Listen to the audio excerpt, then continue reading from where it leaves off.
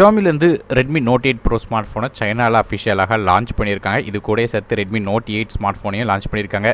So இந்த வீடியோவில் Redmi Note 8 Proவில் என்னென்ன விஷயங்கள் இருக்குது அப்படிங்கிறத டீட்டெயிலாக இந்த வீடியோவில் நம்ம பார்க்கலாம்.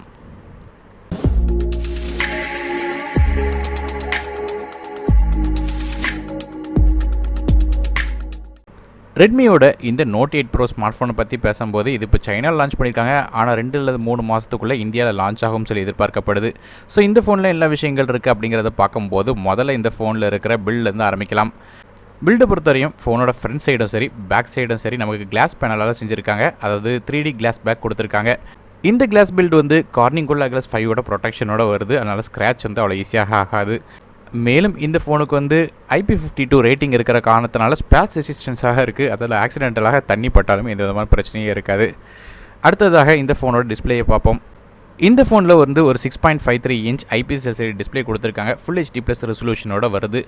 மேலும் கார்னிங்குள்ள கிளாஸ் 5ஓட ப்ரொடெக்ஷனும் இருக்குது. இது ஒரு வாட்டர் ட்ராப் நாச் டிஸ்பிளேயாக வருது. அடுத்ததாக இந்த ஃபோனோட ப்ராசரை பற்றி பார்க்கலாம்.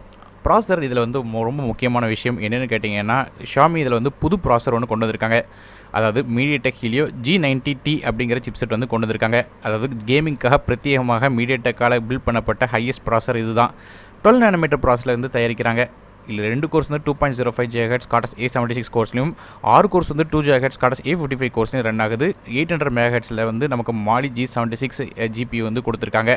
ஸோ பெர்ஃபார்மன்ஸ் வைஸ் பார்க்கும்போது நமக்கு வந்து Snapdragon 730 விட அதிகமாக வந்து பெட்டராக பெர்ஃபார்ம் பண்ணும் அப்படி சொல்கிறாங்க. பெஞ்ச் மார்க் ஸ்கோர்ஸை பொறுத்தவரையும் நமக்கு வந்து இப்போ ரீசெண்டாக நடந்த லீக்ஸ் வச்சு பார்க்கும்போது Snapdragon 712 மாதிரியான ப்ராசரை ஈஸியாக இது பீட் பண்ணிடுது.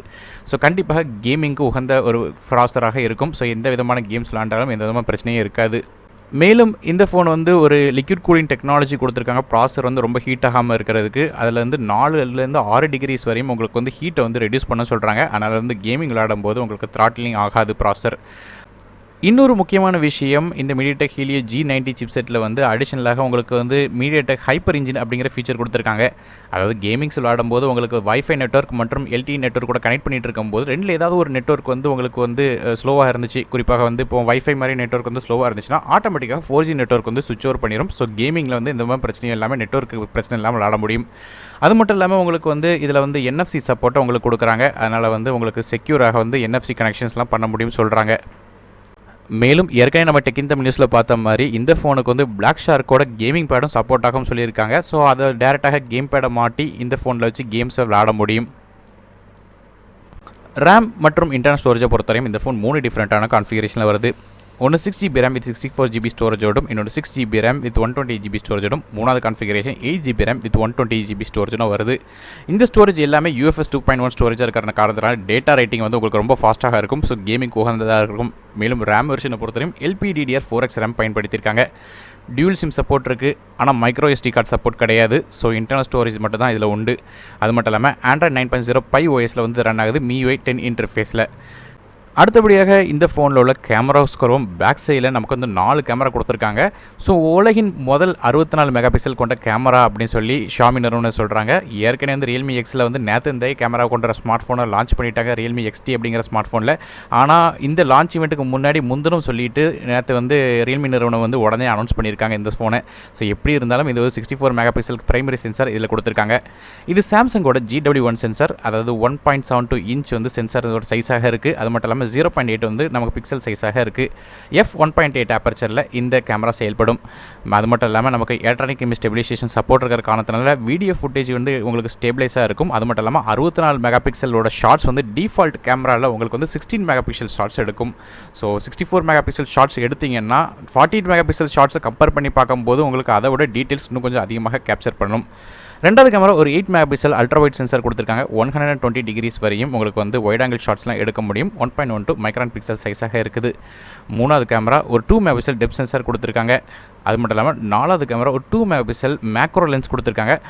ஒரு சப்ஜெக்ட் வந்து ரொம்ப க்ளோஸாக வந்து ஷார்ட்ஸ் எடுக்கிறதுக்கு, குறிப்பாக வந்து இப்போ ஃப்ளவர்ஸ் அது மாதிரியான ஷார்ட்ஸ் வந்து எடுக்கிறதுக்கு இது வந்து ரொம்ப உதவும். ஏன்னு கேட்டிங்கன்னா மற்ற நார்மலான கேமராவில் வந்து க்ளோஸ்அப் ஷார்ட்ஸ் எடுத்திங்கன்னா அது அவுட் ஆஃப் ஃபோக்கஸ் ஆகும். ஆனால் இந்த மேக்ரோ சென்சாரை வச்சு எடுக்கும்போது ரொம்ப பக்கத்தில் வச்சு எடுக்க முடியும். f2.4 ஆப்பர்ச்சரில் இது இயங்குது. அடுத்ததாக செல்ஃபி கேமராக்கு வரும்.